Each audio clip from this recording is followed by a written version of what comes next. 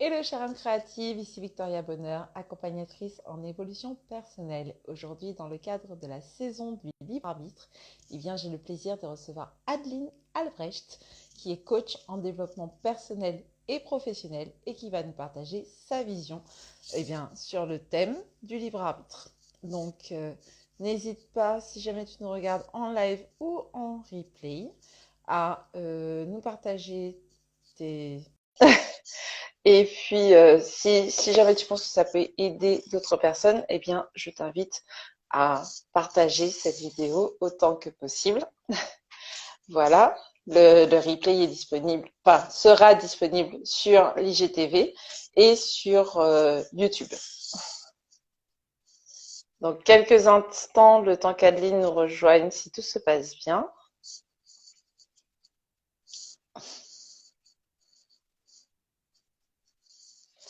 Et puis, on va pouvoir commencer.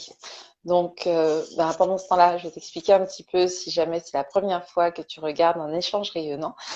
Un échange rayonnant, qu'est-ce que c'est? Eh bien, c'est une interview de personnes que j'estime être inspirantes et rayonnantes, qui nous partagent sa vision du thème du moment, puisqu'il y a plusieurs types il y a plusieurs types de thèmes. Alors, Instagram me dit qu'Adeline ne peut pas rejoindre. On va réessayer. Sinon, comme d'habitude, hein, je vais relancer toute la machine et puis on va réessayer. Ah, super, t'as pu venir. Coucou. Oui, Coucou, ça va? bonjour. Bah oui, et toi? Ça va bien, merci. Alors Adeline, comme je disais, je te remercie déjà d'être là avec nous aujourd'hui. Je vais te Mhm. laisser quelques instants pour que tu puisses te présenter pour les âmes créatives qui ne te connaissent pas encore. Ok, je suis en train de me rendre compte que vraiment j'aurais dû essayer de stabiliser mon téléphone quelque part et du coup je vais m'autoriser à me déplacer. Mais oui, je t'en prie. Hop.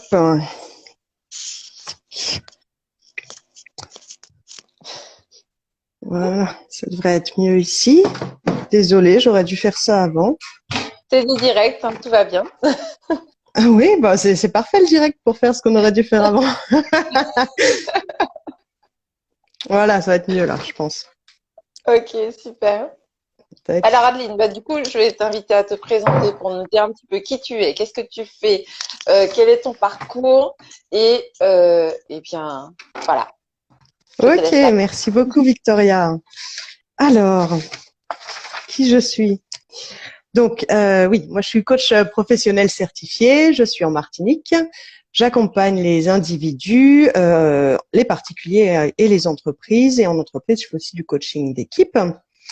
Et tu avais écrit à travers la découverte, j'accompagne les personnes au changement à travers la découverte de leur fonctionnement et de leur levier de transformation pour une vie accordée. Je crois bien que c'est la phrase qu'on avait choisie pour mettre dans le descriptif. Qu'est-ce que ça signifie la découverte des fonctionnements des personnes? En fait, les personnes agissent et elles sont pas forcément au courant de qu'est-ce qui se passe derrière leur action. Donc, en fait, en coaching, on va venir explorer justement les différentes influences qui sont à l'œuvre dans comment je perçois les choses, comment je pense, sur quoi je fonde mes pensées, mes raisonnements et mes jugements. Qu'est-ce que je fais comme comportement et est-ce que ça répond à ce que je veux ou ce que ça, ou est-ce que ça répond ou pas à ce que je souhaite. Donc en général, les personnes viennent quand il y a un problème dans cette chaîne-là et qu'elles obtiennent pas ce qu'elles souhaitent dans la vie en général. Euh, donc c'est ça que je fais en coaching. Et auparavant, moi j'étais ingénieur. Je me suis formée au coaching en 2016 et auparavant j'avais fait une école d'ingénieur généraliste. J'ai travaillé en tant qu'ingénieur. Et donc ma manière de coacher, ça se ressent que j'étais quand même un peu ingénieur parce qu'effectivement je vais un peu explorer la complexité, essayer de faire les liens, essayer de ressortir l'essentiel et proposer des représentations simples de la complexité des choses. Et qu'est-ce qui se passe quand je fais ça? Les personnes déjà sont rassurées. Elles ont l'impression de mieux comprendre ce qui se passe, donc on a plus l'impression d'avoir le contrôle. Et puis, surtout, connaître ce qui se passe permet de décider où est-ce qu'on va venir agir pour changer, pour opérer les changements dans l'espoir que ça fonctionne vis-à-vis de ce qu'on recherche. Quand on me voit, je suis toute seule, mais derrière moi, il y a des tas de choses en coulisses. Qu'est-ce que fait un coach pour travailler seul, mais tout en étant accompagné? Il se fait également superviser. Il est également en contact avec des réseaux de coachs. Il s'informe. Donc maintenant, aujourd'hui, en plus, on a plein de webinaires en Martinique, donc c'est chouette. Donc on va être en réseau, on va s'informer. Et puis il y a la fédération de coaching. Il y a 3 fédérations de coaching en France. Il y a la fédération française, la fédération européenne, mais qui aujourd'hui s'étend aux Amériques, en Asie, etc. Et la fédération internationale. Moi, je fais partie de la fédération européenne qui s'appelle l'EMCC. Et donc dans ce cadre-là, on a en plus d'autres opportunités de professionnalisation et également un cadre et un code déontologique qui vont avec cette fédération-là. Enfin, en tant que coach, donc j'applique les techniques communes à tous les coachs. Et puis après, on va avoir des outils qui vont correspondre un peu à nos préférences. Et donc moi, j'utilise les constellations systémiques qui permettent justement de représenter l'essentiel d'une complexité et de faire émerger de l'information là-dessus. Et j'utilise également, je propose, je l'utilise pas systématiquement, je le propose, le questionnaire de personnalité d'Allquest, qui est également un questionnaire qui est basé sur les neurosciences, la systémique et la science des systèmes complexes, et qui a l'intérêt en fait de ne pas mettre les personnes dans des cases, de l'explorer avec des multipolarités mais sans opposition, et d'offrir aussi à la personne la dynamique de son évolution et une émergence. Et donc finalement la personne se l'approprie et ce profil intègre le fait que nous sommes en évolution. Donc on n'est pas figé dans une identité et dans une manière de fonctionner. Voilà pour les quelques petites choses à dire sur moi. Merci beaucoup, Adeline, pour cette présentation. Est-ce que tu peux nous partager maintenant, s'il te plaît, ta vision du libre arbitre? Yes. Alors, j'ai travaillé quelques heures sur le libre arbitre parce que je m'étais jamais posé cette question. Donc, je fais un peu comme tout le monde, je vais sur Wikipédia. Donc, on va voir un petit brief sur qu'est-ce que le libre arbitre, d'où ça sort. Donc, le libre arbitre, la définition, c'est la faculté de la volonté à opérer un choix en toute liberté. Donc, on a cette notion de volonté et de liberté. On avait parlé de la libération l'autre fois. Pour mieux comprendre, on peut dire que le libre arbitre s'oppose au déterminisme, à la fatalité, au destin, à la nécessité. En philosophie, il est apparu au IVe siècle avec saint Augustin afin de alors c'est ma reformulation, mais déresponsabiliser Dieu du mal. Parce que si on est dans la fatalité et que la fatalité c'est Dieu, alors Dieu est responsable du mal.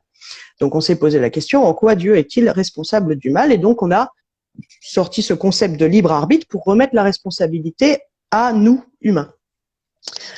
Avec ensuite la question, mais pourquoi est-ce que Dieu a doté l'humain de libre arbitre qui lui permet de faire le mal? Bon. Et donc, voilà toute une réflexion qui va avec ça, dont également des concepts, une réflexion qui offre l'opportunité au paradoxe et qui a pu ensuite proposer différentes évolutions qui se retrouvaient en contradiction les unes les autres, alors même qu'elles avaient le même fondement à la base. Et donc, information importante là-dedans, le libre arbitre est lié à la notion de responsabilité. Et on avait vu aussi que la liberté est liée à la responsabilité. Sans liberté, il n'y a pas de responsabilité, ou inversement, ou de l'œuf ou de la poule, quelle est la responsabilité et la liberté, mais les deux ne vont pas l'une sans l'autre. Auparavant, ça on était au IVe siècle après Jésus-Christ, et auparavant Aristote avait déjà réfléchi dans l'Éthique à Nicomaque sur l'acte volontaire, parce qu'à ce moment-là, la notion de volonté n'existait pas. Donc on parlait d'acte volontaire. Donc finalement, ce libre arbitre, ou en tout cas l'utilisation de l'acte volontaire qu'on a faite pour élaborer sur le libre arbitre, il y a bien cette notion d'acte, d'agissement, de comportement envers l'extérieur. Alors que justement, nous on se dit, est-ce que Dieu est capable de nous juger sur nos pensées, même si nos actes, nos pensées ne donnent pas lieu aux actes. On le verra après. C'est une question moi que je me pose. Mais en tout cas, cette notion d'acte, le libre arbitre, se matérialise par nos actes. Donc il y a l'acte et il y a le choix de l'acte. Et donc, dans l'éthique à Nicomaque, oui. il y a la responsabilité, il y a la liberté, il y a la volonté et il y a l'acte. C'est ça? Yes, c'est ça. Ok. Ouais. Merci. Si tu suis, j'espère que les autres suivent aussi. Donc, dans cette éthique à Nicomaque, on est au IVe siècle avant Jésus-Christ, Aristote définit le volontaire par l'union de deux facultés. Il faut deux choses pour que pour que l'acte volontaire puisse avoir lieu. Il faut que le désir soit spontané. Quand mon désir n'est pas spontané, c'est parce qu'il est contraint. Je désire par la contrainte ou je fais les choses par la contrainte. Il y a cette histoire de spontanéité opposée à la contrainte. Et il y a l'intentionnalité de la connaissance. J'agis en fonction d'une cause et en connaissance de cette cause. Si j'agis sans savoir, alors il n'y a pas la volonté. Ou il n'y a pas l'acte volontaire. Et donc le contraire de ça, c'est l'ignorance. D'une part, on a spontanéité, intentionnalité, spontanéité, connaissance, et d'autre part, on a contrainte, ignorance. Et donc, j'agis volontairement quand, à la fois, j'agis spontanément, je trouve le principe de mes actes à l'intérieur de moi-même et pas lié à l'extérieur, donc c'est contrairement à un individu qui est emmené pieds et poings liés par des ravisseurs. Là, parce que là, il n'a pas vraiment sa volonté. Et puis, j'agis en sachant ce que je fais, contrairement à celui qui administre à un patient un poison en croyant sincèrement lui administrer un remède parce que le pharmacien a interverti les étiquettes. Voilà. Et ça, là, je suis en train de citer presque mot pour mot Wikipédia. Et alors, la scolastique. La scolastique, c'est la philosophie du Moyen-Âge et elle a essayé de concilier la philosophie qui nous venait des Grecs et la chrétienté. Elle a essayé de mettre ça en commun. Donc ça s'appelle la scolastique, c'était au Moyen-Âge, et il y a eu saint Thomas d'Aquin au XIIe siècle qui a poursuivi cette réflexion sur le libre arbitre. Je recite Wikipédia, les théologiens chrétiens retiendront d'Aristote la notion de libre arbitre comme associant la volonté, la spontanéité et la raison, l'intentionnalité, et comme fondant la responsabilité de l'individu devant les lois morales, les lois pénales et les lois divines. Voilà. Donc on retrouve cette notion de responsabilité et on trouve cette notion de loi, les lois morales, pénales et divines. Et c'est vrai que nous, dans notre monde, en gros, on ne peut nous juger que par les lois pénales et donc seulement si on a agi. Mais effectivement, je me pose la question, sachant que Dieu peut me juger sur mes pensées, je ne sais pas où va cette notion d'acte. Mais ça, c'est ma question à moi en lisant tout ça. À proprement parler, je cite encore, le libre arbitre est une puissance de la volonté. Mieux, elle est la volonté elle-même en tant que la volonté opère des choix. On commence dans les phrases philosophiques où on commence à avoir des nœuds au cerveau. Le libre arbitre en son essence n'est autre que la volonté dans la libre disposition d'elle-même. C'est ma volonté dans la libre disposition de ma volonté. Vouloir, c'est décider librement et donc être libre. L'acte libre répond au schéma suivant. La volonté, ah oui, voilà. Donc là, on a le processus. La volonté éprouve le désir d'un bien, le désir de quelque chose. Ça constitue la fin de l'action. Là, on en vient aux objectifs et aux moyens et à qu'est-ce que je mets en place pour obtenir l'objectif. Donc la volonté éprouve le désir d'un bien, qui constitue la fin de l'action. Elle sollicite la raison. Coucou, raison. Est-ce que tu peux me délibérer sur les moyens de parvenir à ces biens? Donc, la raison, elle fait, il y a l'option 1, et puis il y a l'option 2, et puis il y a l'option 3. Et c'est à elle, la volonté, qui appartient de choisir le moyen. Donc, la raison a proposé des moyens, mais c'est bien la volonté qui choisit le moyen qu'elle va mettre en œuvre. Et ce moyen, c'est l'action, à proprement parler, qui lui semble le plus approprié pour parvenir à la fin et de jouir du bien obtenu. Il faut croire que c'est encore la volonté qui jouit de ce qu'elle a obtenu grâce à cette intention de fin et ce choix sur les moyens. Donc finalement, c'est le choix comme action aidé de la raison. Dans ce système-là, la volonté est supérieure à la raison, mais elle ne peut faire sans l'aide de la raison. Voilà, ça c'était pour la petite partie philo qui nous permet donc, comme tu as résumé tout à l'heure, d'identifier qu'on est dans l'action, qu'on est dans un espace de liberté. Je ne suis pas tiré pieds et poings liés, ça veut dire qu'il existe un espace dans lequel je suis libre de faire des choses. Responsabilité, liberté, action, le choix. Et je crois que c'est à peu près tout. Ah oui, donc la raison, la connaissance et cette histoire de spontanéité du désir et donc d'absence de contrainte. Voilà. Comment on retrouve ça en développement personnel? Moi, perso, je m'étais pas vraiment posé la question, j'utilise pas ce terme-là, et du coup, je suis allée voir un peu libre arbitre en développement personnel, et j'ai un peu l'impression, je tombe sur des articles, comment développer votre libre arbitre, etc. Et je me dis, mais pourquoi en fait? Pourquoi est-ce qu'on cherche à développer son libre arbitre? J'ai pas eu le temps d'explorer beaucoup plus loin. De toute façon, on retrouve des principes de développement personnel, et je ferai les liens pour moi après.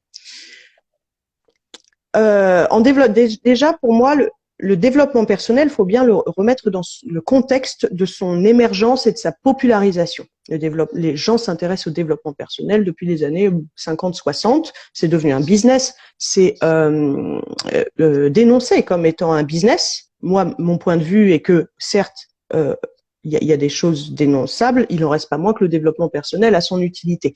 Ça, c'est mon point de vue. Je suis pas tout développement personnel, mais je suis pas complètement naïve non plus sur l'émergence de cette mode, de ce business et de ces injonctions, les injonctions qui vont avec, et qui aujourd'hui dans nos sociétés deviennent presque toxiques. Les gens se rendent malheureux de constater qu'ils n'arrivent pas à être heureux au point où on leur demande d'être heureux. Et du coup, ça crée de la souffrance. Donc, vigilance là-dessus.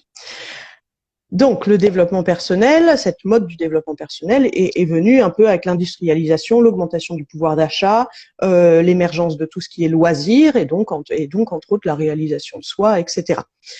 Et pourquoi ? Parce qu'on est aussi dans une démocratie où on est libre.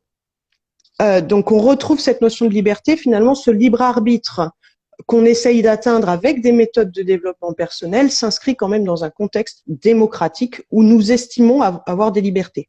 Et où nous en avons, et où ce serait bien qu'on essaie de les garder, voilà, pour ne pas partir dans les aspects politiques actuels. Voilà. Est-ce que les Chinois, par exemple, qui sont notés sur tout leur comportement, conservent du libre arbitre, puisque finalement chacun de leurs comportements va être contraint par le système de notation. Et donc à nous de voir si on a envie d'aller vers ça ou pas. Alors. Quand on lit un peu les trucs des philosophes, on a l'impression qu'ils voudraient que ce soit binaire. Est-ce qu'on peut être totalement dans le libre arbitre ou est-ce qu'on ne l'est jamais ? Il y a les pour, il y a les contre, mais en fait la réalité elle est entre les deux, bien sûr. Avec des raisonnements par l'absurde, si j'étais en total libre arbitre, qu'est-ce que ça donnerait ? À quoi ça ressemblerait ? Et si j'étais totalement contraint, à quoi ça ressemblerait ? Pour moi, c'est la preuve par l'absurde qu'on n'est ni dans l'un ni dans l'autre. Alors, en toute liberté, dans la définition, il y avait une histoire de en toute liberté, de faire des choix, la faculté de la volonté à choisir en toute liberté. C'est-à-dire sans les forces, les influences extérieures. Et c'est ça un peu qui a été étonnant dans cet aspect philosophique, c'est qu'on aurait dit que tout venait de l'extérieur, mais en développement personnel, on est beaucoup sur ce qui se passe à l'intérieur de nous. Et finalement, ce sont des forces extérieures que nous avons incarnées en nous et qui fondent notre morale, nos règles de vie sociale, etc. De la même manière qu'une plante, quand elle se construit avec les éléments qu'elle trouve dans son environnement proche. Donc, bien sûr que je vais pas être constituée des mêmes croyances, règles morales, etc., automatismes, etc., que justement un Chinois ou que je sais pas n'importe quelle autre personne d'une autre culture ou même d'un voisin d'une autre famille. Donc du coup. Ça consiste à se libérer de ces forces, il va aussi falloir s'interroger sur les forces qui se passent à l'intérieur de nous. Et donc, c'est en ça, à mon sens, que le libre arbitre, que le développement personnel a son intérêt dans la réflexion sur le libre arbitre, on va dire, à peu près. Donc, je réitère attention parce que aujourd'hui, l'injonction qui consiste à dire développer votre libre arbitre, c'est une injonction. Donc, à partir du moment où on me donne un ordre et que je le suis, je ne suis plus dans le libre arbitre. Donc là, on est totalement dans l'injonction paradoxale où je ne peux pas faire ce qu'on me demande en faisant ce qu'on me demande. Je suis obligée de perdre. J'ai fait des liens, des petits rapprochements aussi avec des différents courants alors, est-ce que c'est des courants de psychologie ou de réflexion sur les fonctionnements humains? Mais on a l'analyse transactionnelle, par exemple. En analyse transactionnelle, on a les positions de vie. Il y a plus, moins, plus, moins. Et il y a 3 niveaux de position de vie. Il y a la position de vie sociale et observable. Une fois plus, ce qui est social est observable dans les comportements. On est bien dans les actes. Je ne peux pas observer ce que pense une personne à l'intérieur, mais je peux observer ce qu'elle fait. Il y a la position de vie au niveau psychologique. Et il y a la position de vie au niveau existentiel, où celle-là, c'est carrément ce que je crois sur ma relation à la vie et sur les forces naturelles. Ouais. Mais au niveau de la position de vie au niveau psychologique, donc l'intermédiaire entre la sociale et l'existentielle, elle correspond à ce que ferait la personne si elle se trouvait dégagée des contraintes sociales habituelles et libre de laisser cours aux intentions qui l'habitent. Et qui aujourd'hui est capable de dire les intentions qui l'habitent dégagées de toute contrainte sociale habituelle? C'est pas évident, hein. C'est ça. C'est assez clair ce que je raconte? Tu arrives à Oui, me suivre? enfin, pour moi, ça va. Si toi, j'ai un créatif qui nous regarde, n'hésite pas à nous mettre des petits commentaires si jamais tu as des questions. D'accord. Même si tu nous regardes en replay, tu peux mettre tes questions. On va regarder Ah et oui? puis on va y répondre par la suite. Donc voilà, mais pour le moment, ça a l'air d'être clair. Écoute, Ok. donc je t'invite à continuer. Oui. Et ensuite, donc il y a identifier les contraintes peut-être pour essayer de s'en libérer peut-être, et il y a identifier les zones dans les moments dans lesquels on est dans la spontanéité. Et là, j'ai deux pistes, mais que je connais pas très bien. Mais c'est deux idées qui me sont venues. Il y a la théorie de l'autodétermination. Je vais vous lire juste l'intro Wikipédia.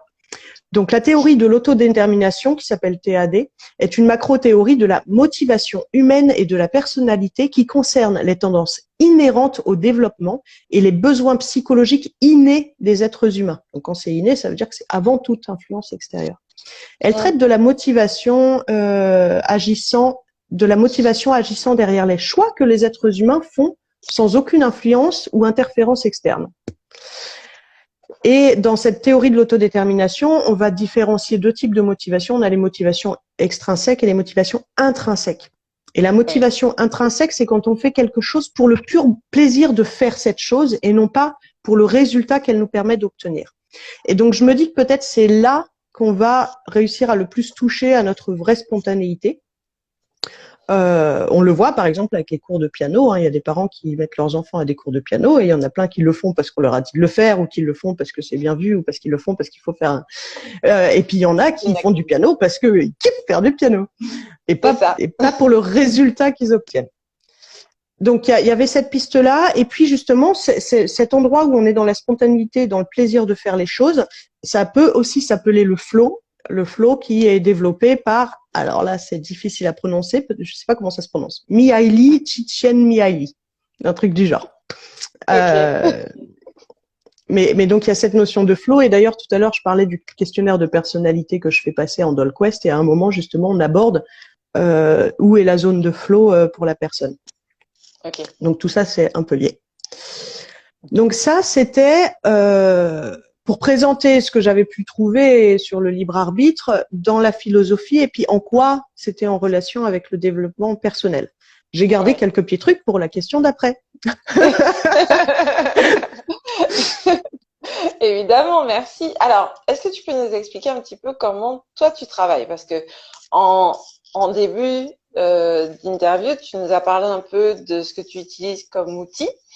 Et dans quel cas est-ce que les gens viennent te voir ou qui se disent tiens, j'ai besoin d'être accompagné par un coach en développement personnel ou en développement professionnel? À quel moment est-ce que, selon toi, il y a un déclencheur pour se dire ouf, ouais, j'ai besoin d'aide en fait? Bah déjà, il faut que la personne soit au courant que le coaching existe et à quoi ça sert. Si elle l'est pas, il y aura pas de déclencheur. Donc il y a une notion de connaissance. Ah oui, c'est ça. Il y a la connaissance préalable pour que la raison offre l'option d'avoir un coach. Et il y a. Et en termes de volonté, est-ce que je pourrais généraliser ça? Est-ce qu'en termes de volonté, il y a un moment où on se dit tiens, je suis dans une situation dans laquelle je ne veux plus être, ou il y a une situation vers laquelle je veux tendre, ou est-ce que c'est plutôt quelque chose de contraint du style il faut que tu sortes de là et comme les méthodes que tu as utilisées jusqu'à maintenant ne fonctionnent pas, on t'a dit d'aller voir un coach. Super question. Donc, comme tu l'as dit, donc là, effectivement, il y a le s'éloigner d'une situation qui est inconfortable ou aller vers une situation que l'on souhaite et où on n'arrive pas à y aller tout seul et on se dit, tiens, avec un accompagnement, j'y arriverai peut-être mieux. Et puis, il y a ce troisième cas, effectivement, où le coaching va être prescrit dans le cadre professionnel. Soit c'est à l'initiative de la personne qui se fait coacher, elle va demander à sa direction de lui financer un coaching, soit la direction ou le manager va lui prescrire un coaching. Et donc là, on est effectivement dans un contrat plus compliqué avec 3 personnes où chacun a des attentes différentes, le prescripteur et la personne coachée. La personne coachée peut ne pas vouloir et se sentir contrainte. Donc, en tant que coach, on doit être vigilant sur ces choses-là. Pourquoi? Si Parce la qu'il faut personne, que ça soit volontaire, il faut que la personne qui suive le coaching soit volontaire, c'est ça? pour moi, le coaching, ça accompagne les personnes dans une démarche volontaire de changement. S'il n'y a pas la volonté, à part venir prouver son échec en disant ah bah vous voyez j'ai essayé, j'ai pas réussi ou des choses comme ça, on va se retrouver dans des jeux qui vont pas être sains et puis bah les personnes vont dépenser de l'argent pour pas obtenir ce qu'elles souhaitent obtenir. On peut aussi avoir des personnes qui disent ah c'est mon mari qui me dit que je devrais. Donc là pareil, il faut aller interroger est-ce que la personne veut vraiment, est-ce que elle le fait pour elle, est-ce que elle le fait pour les autres, etc. Donc, pour revenir à ce que tu disais tout à l'heure, il y a une notion de connaissance et il y a une notion de volonté. C'est génial, j'avais pas pensé à tout ça. C'est ça. Il y a la notion notion de connaissance et notion de volonté. Est-ce qu'il y a une notion de responsabilité dans le coaching? Enfin, moi, je connais un peu la réponse, mais c'est pas pour moi qu'on parle de ça. Est-ce qu'il y a une notion de responsabilité, du coup, dans le coaching? Oui, donc c'est ce que j'avais noté. En fait, la question suivante, c'est pas celle à quoi je m'attendais, mais j'avais noté les histoires de responsabilité. Je l'ai mis où ça? Ou est-ce que je l'avais zappé dans l'histoire du développement personnel? Non, c'est pas ça. Donc effectivement, en coaching, puisqu'on accompagne la personne à changer, si on considère que rien ne dépend d'elle, bah on va rien pouvoir changer. Pour avoir du pouvoir sur sa vie ou du pouvoir pour sa vie, il nous faut des leviers d'action. Et on ne peut avoir du pouvoir que si on a de la responsabilité dans ce qu'on fait. Donc, accepter cette notion de responsabilité dans ce qui nous arrive est parfois difficile à admettre, mais c'est une étape primordiale pour ensuite prendre ce pouvoir de changer la situation.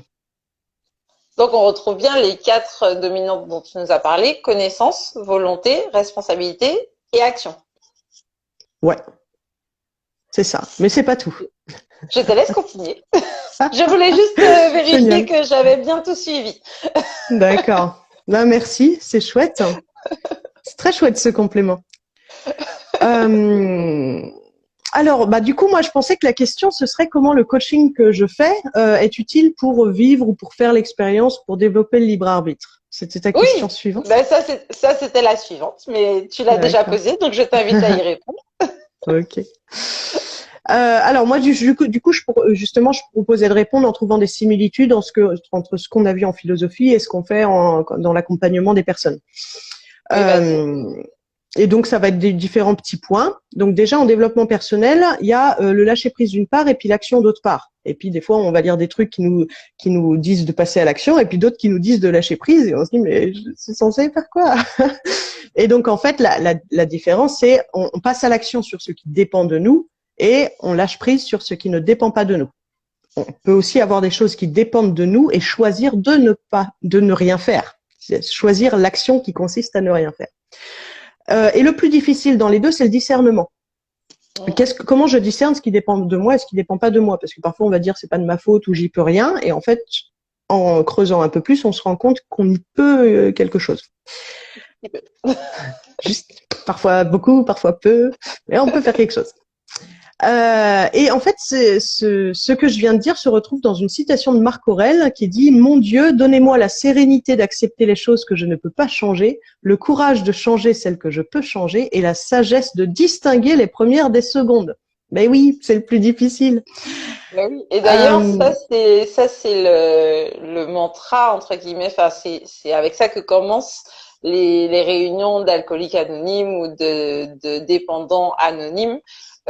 Qu'on voit notamment à la télé. Alors, je sais pas si dans la vraie vie, c'est ça, puisque j'ai pas assisté à ce genre de réunion-là, mais en général, dans les séries et dans les films, eh bien, ça commence par ça.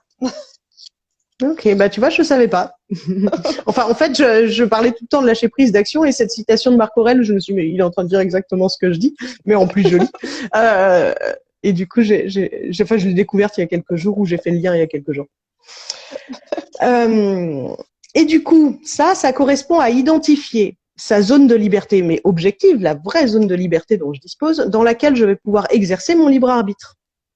Et le coaching, justement, il augmente le discernement et la lucidité. On va aller explorer les choses et on va justement être plus en capacité de discerner et d'être lucide sur ce qui est le plus objectivement possible.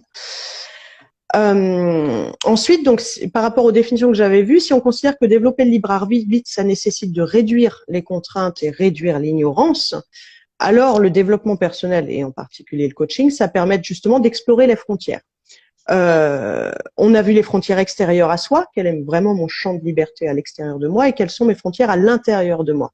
Et il y en a des vraies et il y en a des qu'on s'est construit soi-même avec des fausses croyances, avec des tas de trucs. Donc en fait, à l'intérieur de soi, on a des tas de barrières qui réduisent notre champ de liberté, mais il ne tient qu'à nous de faire sauter ou de décider de faire sauter et de les remettre en question. Donc ça élargit le champ de liberté et ça passe par la connaissance de soi. En développement personnel, on va apprendre à se connaître, quelles sont mes valeurs, comment justement je fonctionne, qu'est-ce qui est facile pour moi, où sont mes talents, ce sur quoi je bloque et en quoi ce sur quoi je bloque et ce qui va avec une autre qualité, etc. Donc, on va augmenter la connaissance de soi, mes besoins, qu'est-ce qui est vraiment important, etc. Mais également, pas que de soi, c'est pas quelque chose d'auto-centré, c'est bien moi dans mon contexte, dans mon environnement, essayer de comprendre cet environnement et d'accepter que je suis en relation avec et comprendre comment mes relations à mon environnement fonctionnent. Donc, il y a ces trois dimensions. Il y a moi, l'extérieur et les relations entre moi et l'extérieur. Donc, on va venir faire ça en coaching et voilà la notion de responsabilité justement, donc que j'ai déjà développée grâce à ta question. Ensuite, il y a la notion d'écologie. En coaching, quand une personne va décider d'une action, on va quand même aller vérifier si elle est écologique, si elle va pas faire de mal à son entourage ou à elle-même, etc. Et finalement, cette écologie, elle s'inscrit dans le cadre de la loi morale et le coach, en coachant, accepte le cadre de la loi morale et même de la loi pénale. On reste quand même dans ce cadre-là. Donc, à partir de ce moment-là, le coach, le coaché dans ce qui se passe en coaching sont bien dans le cadre de loi et sont déjà c'est déjà une restriction au pur libre arbitre.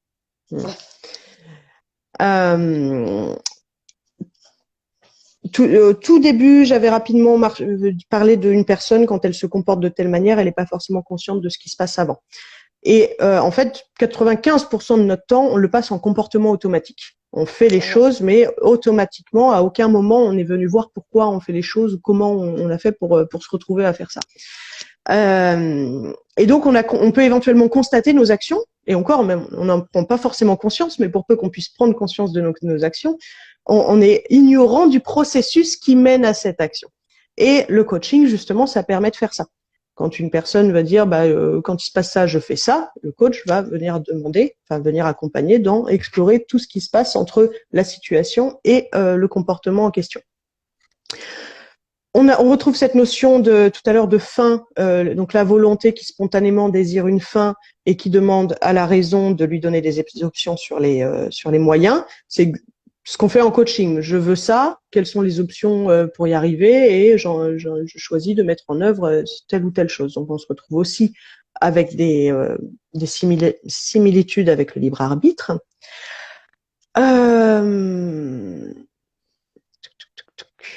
J'avais noté, le coaching aborde la fin et les moyens. Il interroge la spontanéité de la volonté et du désir. On le verra dans les 3 astuces tout à l'heure. Il interroge la spontanéité de la volonté et du désir, l'exploration des options et le choix des options. Il célèbre la réussite ou l'évolution. Il y a ça aussi, quand la volonté, elle jouit de ce qu'elle la fin, normalement, en coaching, on célèbre également. Pas toujours au champagne, mais on célèbre. Et donc, il apporte à la conscience. Oui. Hein? Des fois, on fait juste une petite danse de la joie, mais ça fait du bien aussi. Voilà. Petite danse de la joie. Et donc, il accompagne. En fait, il amène à la conscience comment on fonctionne. Donc, à partir du moment où c'est à la conscience, c'est de la connaissance. Et donc, à partir de là, on est plus dans le libre arbitre. Et entre autres, l'exploration, ça vient chercher les motivations. Tout à l'heure, on a parlé des motivations avec la théorie de l'autodétermination, mais les motivations à faire les choses et parfois les valeurs sous-jacentes aux motivations, tout ça, ça fait partie effectivement de ce qu'on explore en coaching. Et j'ajouterais que le coaching accompagne donc le développement du libre arbitre, mais en toute humilité. Voilà. C'est important, l'humilité en coaching. Oui. Oui, oui. Et donc, du coup, comme je disais tout à l'heure, et comme toi aussi tu disais tout à l'heure, ben, on retrouve bien le concept de connaissance, le concept de volonté, le concept de responsabilité et le concept de choix et d'action. Parce qu'en fait, l'action découle du choix responsable de l'individu qui est en coaching. Oui, il y a ça. Avec la liberté en plus, je sais plus si tu l'as dit. Oui, non, j'ai pas parlé de la liberté, mais oui, tu as Ouais. bien raison de le souligner. Alors, on a survolé le concept de responsabilité. Pour les âmes créatives qui nous regardent, je tiens quand même à rappeler que un coach est responsable de l'environnement qu'il met en place pour son coaché, mais il n'y a que le coaché qui reste responsable de ses propres décisions et de ses actions, des actions qu'il décide de mettre en place, même à l'intérieur du coaching, à l'intérieur d'une séance de coaching. Donc voilà, ça c'était la Ouais. petite parenthèse. Responsable également de ses réactions émotionnelles. Oui. Oui.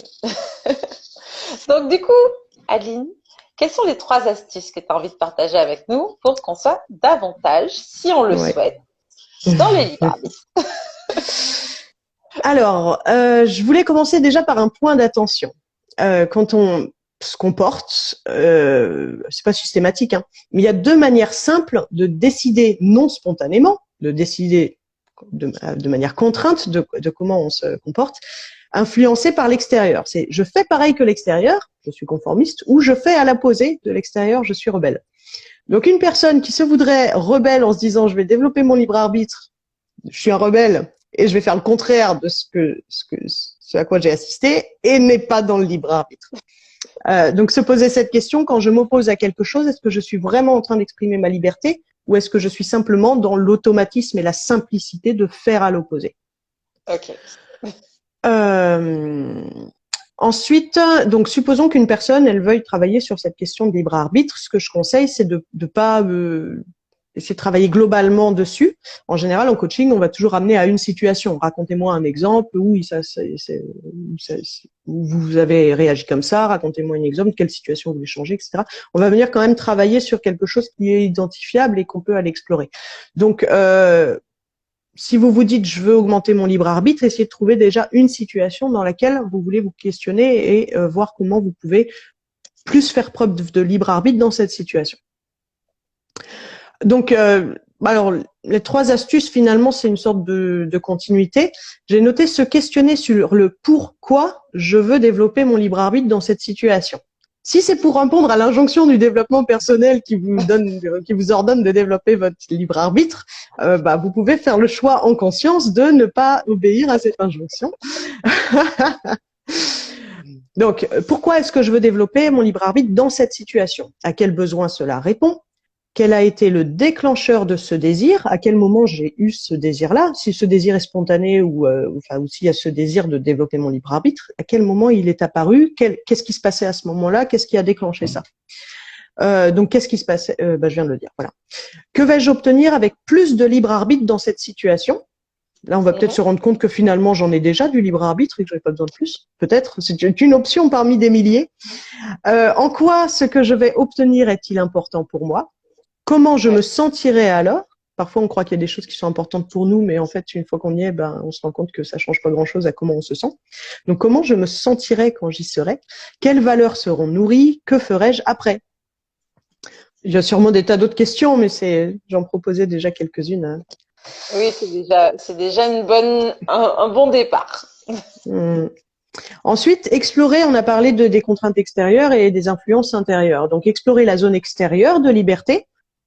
Bon, alors là, il y a plein de choses à faire, augmenter sa connaissance toujours, s'intéresser à des personnes qui sont là où on souhaite aller.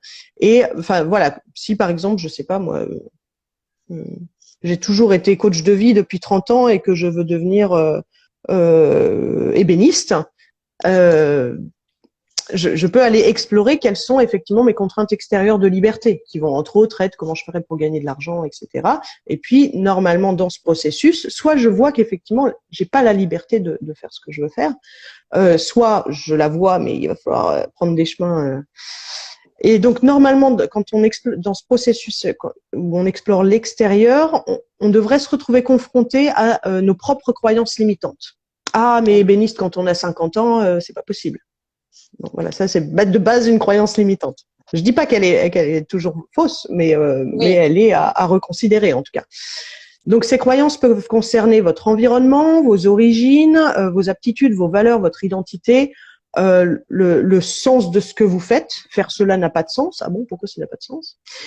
Et le plus grand que vous, auquel vous appartenez. Grosso modo, je reprends la pyramide de Dilts quand je propose tout ça.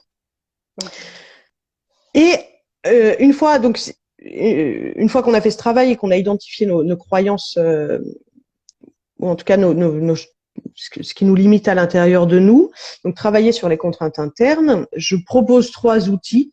Il y a le cycle de la pensée. Le cycle de la pensée, justement, c'est de venir décortiquer qu'est-ce qui se passe. Il y a une situation déclenchante de quelque chose. Là, il va y avoir des émotions et des pensées ou des croyances qui vont venir réagir, soit les émotions avant les pensées, soit les pensées avant les émotions. Tout ça va m'amener à des comportements. Et mes comportements vont m'amener à des conséquences relationnelles et concrètes. Et si j'arrive à décortiquer tout ça, ce qui n'est pas simple du tout, les outils sont simples, mais réussir à les utiliser, c'est pas toujours facile. On va pouvoir venir identifier justement où est-ce que ça coince, où est-ce que ça va être le plus facile de faire un changement, ou bien est-ce que ça va être le plus impactant de faire un changement. Et on va pouvoir venir décider. Donc poser notre volonté sur ce choix. Il y a les outils de transformation des croyances limitantes. Donc, à 50 ans, je ne peux pas reprendre d'études. Il y a des méthodes qui permettent de réfléchir sur ces croyances limitantes et de trouver une croyance aidante qui soit plus vraie que la croyance limitante. Plus vraie ou dans laquelle on croit plus que notre propre croyance dans les croyances limitantes.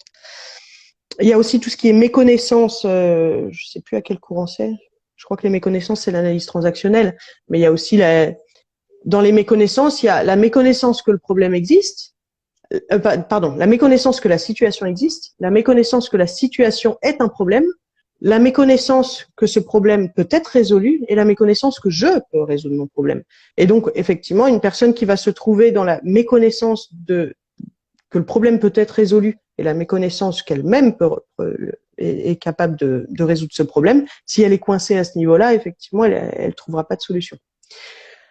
Et ensuite, revoir nos valeurs. Parce qu'en fait, dans les valeurs qu'on a intégrées et que nous croyons être nos vraies valeurs, il y en a une partie qui nous ont été inculquées de l'extérieur et qu'à l'âge adulte, en toute âme et conscience, on peut venir dire, en fait, cette valeur, non. Enfin, j'ai pas envie de vivre ma vie selon cette valeur. Je comprends qu'elle soit importante pour d'autres, mais moi, je décide de ne pas la mettre dans mon top 5 ou 10 de valeurs.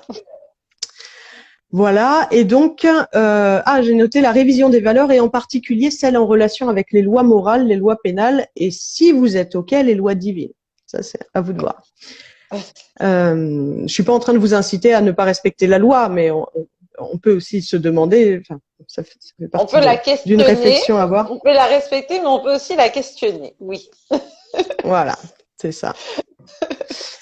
Et je crois que, voilà, je suis arrivée à la fin de ce que j'avais l'intention de présenter. Eh bien, merci beaucoup. C'était vraiment très, très riche. Et j'aime toujours ton approche très, très méthodique, très scientifique. Je trouve ça très rafraîchissant. Parce que ça donne aussi des informations. Autant il y a d'autres invités qui peuvent rester alors j'ai tendance à appeler ça éthérique, mais plutôt sur le côté spirituel, etc. Et toi, tu reviens toujours au concret, ce qui s'est passé dans l'histoire et relier un peu l'humanité à travers les différentes questions qui, je sais, ne sont pas toujours faciles que je te pose. Et je te remercie. Moi, je te remercie parce que sans toi, j'aurais pas exploré l'abondance, la libération et le libre arbitre. C'était super intéressant, là, les recherches que j'ai faites. Donc moi, à chaque fois, oui, c'est une grosse opportunité pour moi d'apprendre plein de choses, de faire des liens, d'expliquer peut-être clairement des choses aussi.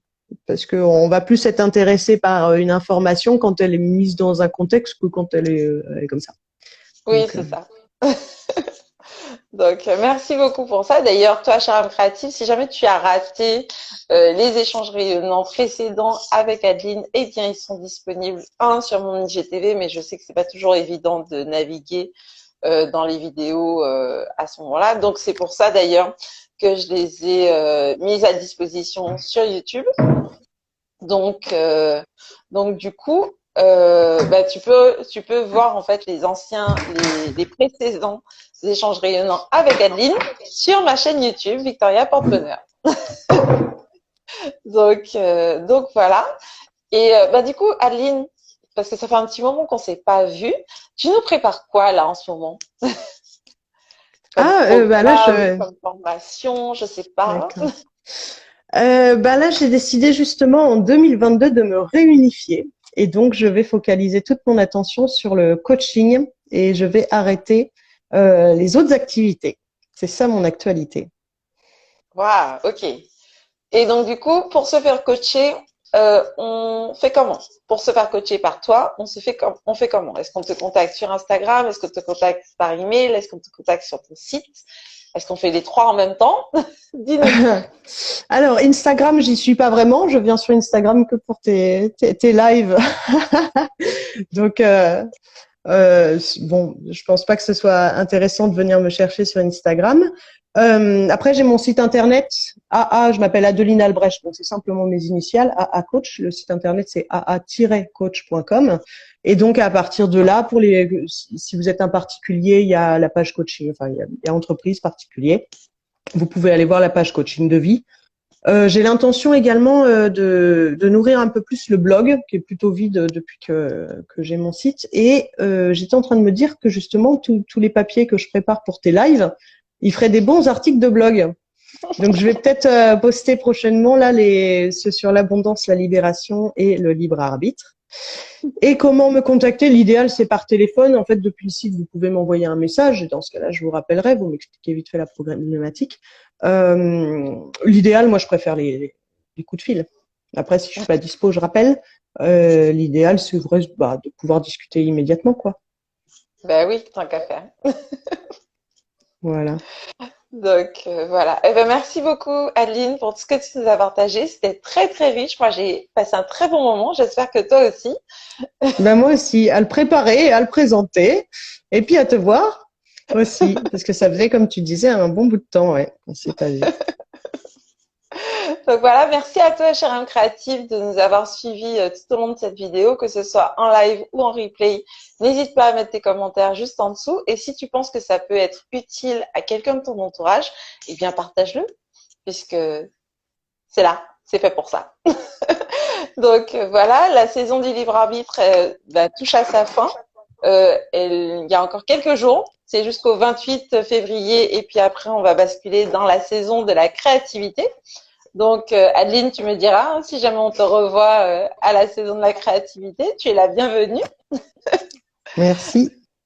Et puis, je vous dis à très bientôt pour la suite. Je vais préparer encore deux, trois posts et deux, trois lives d'ici la fin de la saison. Et puis après, on va partir dans la saison de la créativité qui va être chaud bouillante. Parce que j'ai prévu quelques trucs là, hein. Ça va être intense. Voilà, je vous dis à très bientôt. Merci beaucoup Adeline. Merci à toi, Victoria. Et je retiens ton approche scientifique et rafraîchissante. Enfin, je sais plus, mais l'association du scientifique et du rafraîchissant, j'ai beaucoup apprécié. Avec plaisir. À bientôt tout le monde. Ciao, ciao.